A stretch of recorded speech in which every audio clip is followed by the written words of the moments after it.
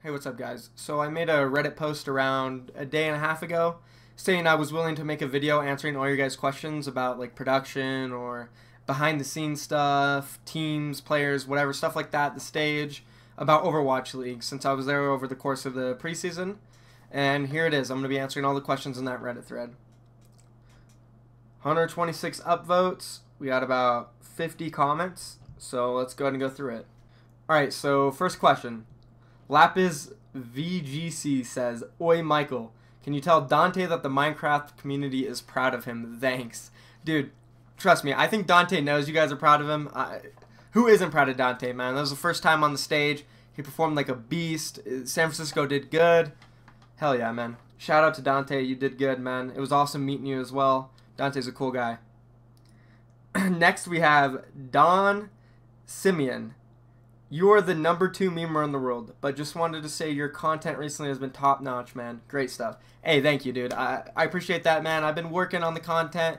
I've been trying to bring you guys stuff that you would like, so thank you. I appreciate the comment. Fusion should have hired Michael. Yeah, I mean, they tried. They tried, you know, simply put, with the boys here. Next, we have Loren Essie, who left a few questions. First, we got how many hours they play every day for practice. So it depends on the team.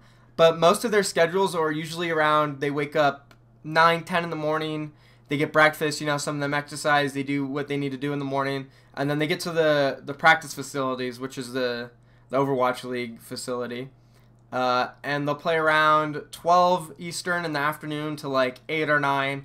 Every team depends, but most of them vary around those hours. Do they have rest days, like Saturdays, Sundays, or holidays? Okay, so since most of the teams have only been there for around like a week or 2 weeks max, there's only been a few teams that have been there for, you know, a little over that. Like Dallas, they flew in last week, Seoul flew in last week, London, you know, a lot of teams are just getting there. They were all practicing every day leading up to the preseason. For holidays, I do know that a few of the teams are taking the holidays off, being Christmas. They have like, you know, maybe the 18th to the 27th off, something like that. Around a week and a half, maybe 2 weeks tops they have for Christmas off. And then they're gonna be grinding for season 1. When will there be mid-season pickups? So nobody really exactly knows that. Blizzard hasn't released any information on that, or I haven't been told at least. So not sure on that one. But thank you for leaving the responses. You'd like to know how many hours the Koreans practice. So yeah, again, the times I mentioned earlier, around 11 to 9 usually is what every team is practicing during. We're talking specific time too, if anybody was wondering. I've got a few non-meme questions. So, Ragged Angel, let's hear him. We got, how much interaction is there between teammates outside of the game? It seemed like every team kind of had their own clique. People are friends. There's like some teams who have friends on other teams who they hang out together, but it seemed like every team kind of had their own clique. When we were off in the stands and I was hanging out with a few of them, it seemed like most of them would bunch up when they weren't playing and they would come out and watch the games together in the back. So, like, San Francisco was there, Boston, I saw Houston one time, and then Dallas as well. So they were kind of they kind of clicked together with their own teammates. What percentage of players speak English well enough to hold a conversation? How big are the language barrier issues? So I didn't talk to many Korean teams or many like the Korean players. So that would depend. I can't really answer that question honestly. I think there's a few here and there that have pretty fluent English, and I know a lot of them are obviously trying really hard to learn it. Especially since they're living in America now and they're on teams with American players. Or should I say English-speaking players. Let's see, what's next? How are the living conditions? Anything especially nice or especially bad? So I've seen where a few of the teams were staying. It's about maybe 10-minute drive from the facility. And they were in some apartments. Every team had a few apartments. And it seemed like every player had their own apartment. Nice area, pretty upscale. It was nice, yeah. The living conditions seem nice for the players I've seen. I know LA Gladiators has a house outside of Burbank. I'm not sure what city, but they're like 40 minutes away, so they travel a decent amount to the facility. They have a nice house, and LA Valiant as well does that. How much interaction with the casters/desk do the players have?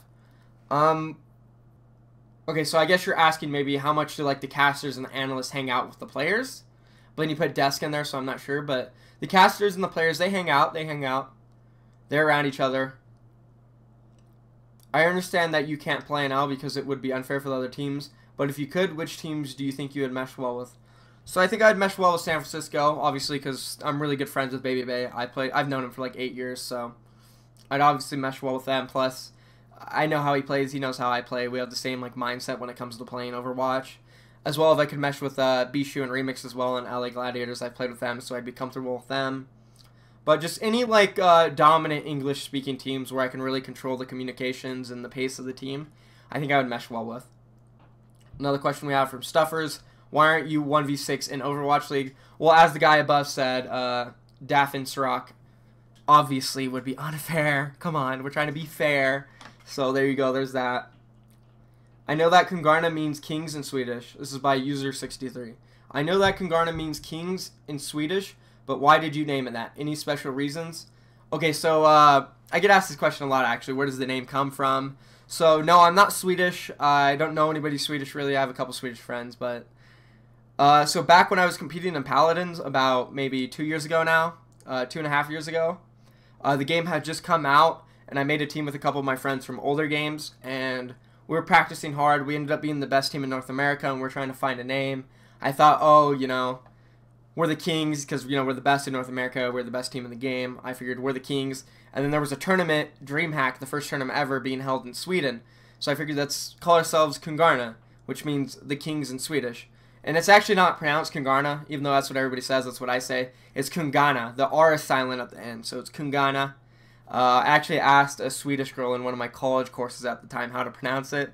She said it was Kunyana, but I think Kungarna sounds better, and it's what everybody thinks it is, so we just roll with Kungarna, baby. And yeah, that's how the name was created. Also, that was you in the Tracer cosplay. Yeah, it was. That was me. As you guys can tell, Tracer cosplay is lit. Alright, we got another question from Adrian Warp. It says, hello, daddy. Hello, son. Or daughter. I don't assume genders. Does the arena screen feel small to you? No, I don't think the screen was that small. I think, well, I sat front row and I sat way in the back. So if you're sitting way in the back, it kind of seems small, but I'm sort of blind. Not that blind, but at a far range. It was kind of hard to read the names, but I was pretty far back. Up close to the screen is huge. Like, I was on the front row and as you're just looking up and it's right there. It's nice. Do the analysts on the desk just swivel around and watch the screen, or do they have their own screens looking at a special stat? So on the analyst desk, they have like this little line of monitors where every caster has like kind of a, I don't know, maybe 10 by 10, 12 by 12 monitor, and they watch the games from there. I saw Monte Cristo eating up there a couple times while the games were being casted, and he was on the desk. I saw him eating up there watching it. Everybody's taking their notes. It was pretty cool. It's pretty cool. You can see him high up from the stands doing it.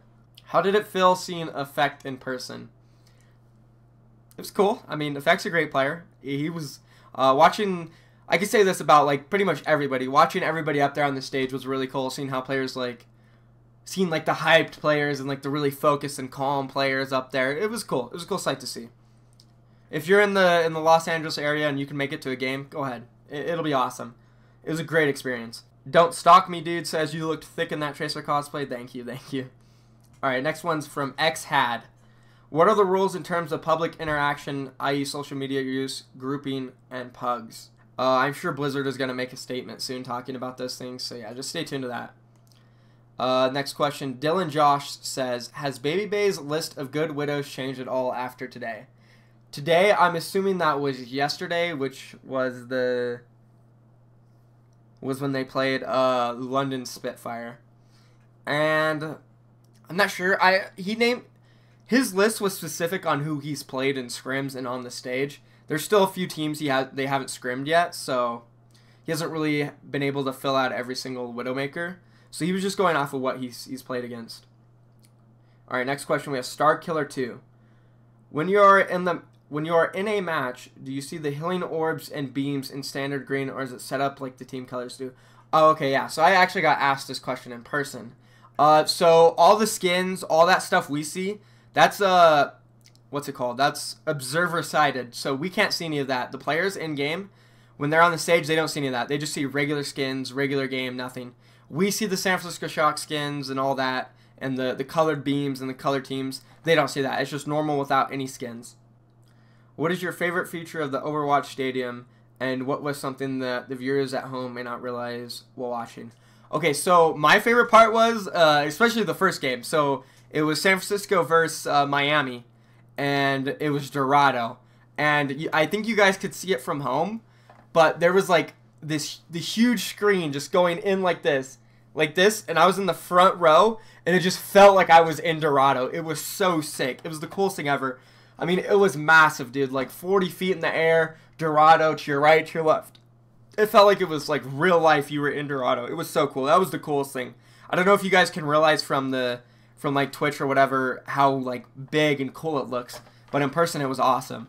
Next question, we have JoJo Stan. Will this equation work to find bets? Florida over Valiant, over Houston, over Dallas, over Shanghai, over Shock, over Gladiators, over Uprising. I'm not sure what you mean. Are you saying Florida is like the best team or the worst? Gladiators, Shock, Shanghai. I don't know. I'm not sure how to answer this question. Move on to the next one. Dirtmaster 3000. Technically off topic since it's about comp, not Overwatch League. Can you talk a bit about the Season 8 competitive play changes that were announced today? How do you imagine the ladder play at higher levels? Will it change the removal of performance bat SR gains? Will we see the one tricks and trolls fall out of GM? So I was at Overwatch League and I read the post. They're getting rid of that. I'm not sure, man. We'll have to see. Honestly, that's a tough question. We'll have to see what happens. You never know. Why are the games not broadcast on Twitch? No idea. Ask Blizzard. Ask Blizzard. Zadua asks, those referee guys that stand behind the teams during the play, what do they do exactly? Not familiar with esports. So they're just making sure, you know, everything's right. Nobody's like trying to look up at the monitor behind them or like trying to cheat or, you know, has their phone up there. They're just referees, man. They're trying to make sure everything is fair, you know. Not saying that anybody would do any of that, but they're there to make sure that nobody does, because you never know. Bryce Stoverter says, how big is the production crew? Also, did you see any of the Fat Cat owners behind the scenes? Any of the Fat Cat owners behind the scenes? No, I'm not sure what you're talking about, to be honest. How big is the production crew? It's a decent size. Actually, a funny story about the production crew. You know how every time like a round would finish, you guys would see like a view online of like the players behind them, behind like their chairs, and he would walk behind them. So after every single round, there was this guy who had this huge equipment gear on. I mean, like massive equipment gear. It had to be at least like 100, 200 pounds. It was like strapped on him. And then there was a guy behind him like holding the wire. And he would go flying up the ramp after every round recording the players. It was honestly hilarious to see in real life. Honestly, I bet that guy got a good workout. All right, the next one. Again by Bryce Stover. Do all the teams get their own practice lounge and rooms? Yes, they all have their own practice facility. And they get snacks and everything. They have bathrooms and stuff. Yeah. What has been the most impressive thing about the production? Again, yeah, it had to be the Dorado thing and all the maps. Anubis was awesome. Iconwall was awesome. It just felt like you were in the map. It was so cool. Is there catering, and is the catering decent or shit? So yeah, there's a concession stand. They have healthy choices. They have candy. They have chips. And they have like some sandwiches, like PB&J and like turkey sandwiches. Nothing too serious. Kind of just like a snack bar. Pretty big snack bar, but they had a decent variety of choices. Is there Korean food since half the players are Korean? No, there's no Korean food in the studio. Sterling Hart asked, from the feed, the screens look massive, but when you're sitting down in the front, does it take your entire peripheral? So yeah, when you're in the front, the screen looks massive. It's really big. It's really big. Iroa asked, how comfortable was that Tracer costume? It's not that comfortable, I'm not going to lie. I did buy a cheap one online. It's kind of itchy, and you get sweaty really quick, and the wig is terrible. But it's still fun to put on and, you know, go around in. KSA asked, how do you pronounce your name? Michael. MYKL is supposed to mean Michael. It's my real life name, Michael, and it's just something I came up with a few years ago. Double SMJ13 asked, how long to the Gusher sponsorship? Long overdue. So the situation with them is my lawyer, he's been in long negotiations with them. They want me so bad, but they're not willing to offer the price I need. So, you know, it's up in the air. I can't talk too much about it, but yeah. And then I'm Ice asked, why aren't you in Overwatch League? Well, obviously, it would be unfair for the other teams, man. It would be unfair. And that's basically it. Thank you for all the questions, guys. This is fun to do. Hopefully you guys enjoy this type of video. Potentially I'll do some more like it. You know, I did the Baby Bay interview. I hope you guys enjoyed that one as well. Be sure to like and subscribe. Also, I want to mention this, boys. So you might be wondering, oh, why is he wearing a Congrana shirt that says Baby Bay and Michael? So basically, me and Baby Bay both signed this jersey. It's a Congarna jersey. It's a sweatshirt. It's pretty warm. It's comfortable. It's brand new. This is the only time I've ever worn it. We both sign it, and we're going to be doing a giveaway for it. I'm not going to be announcing the details on that yet, but stay tuned for a giveaway. We're going to be giving away this jersey and probably a couple more things. So stay tuned, boys. Be sure to subscribe, like the video, and have a good day.